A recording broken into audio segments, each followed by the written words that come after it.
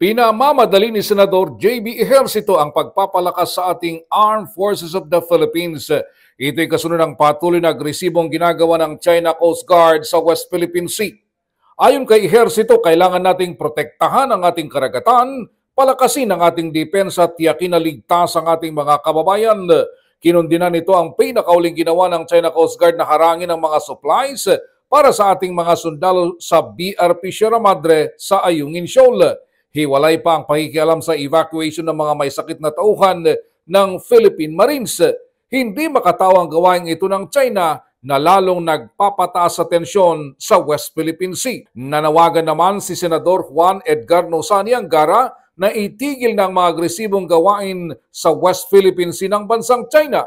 Kailanman ay hindi Pilipinas ang nagpasimula ng gusot para kumilos ng hindi maganda ang mga tauhan ng China Coast Guard.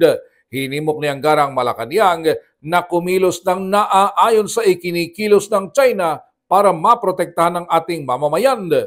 Iginit naman ni Senador Jinggoy Estrada na dapat lang kondinahin hindi lang ng Pilipinas kundi ng international community ang hindi makataong gawain ng China. Para kay Estrada, ito ang panahon upang ipakita natin ang ating todo suporta sa mga tauhan ng militar dahil sa kanilang katapangan at dedikasyon sa trabaho, matiyak lang ang seguridad ng bansa. Para sa MBC TV Network News, ito si Raymond Dadpaas, sama-sama tayo Pilipino.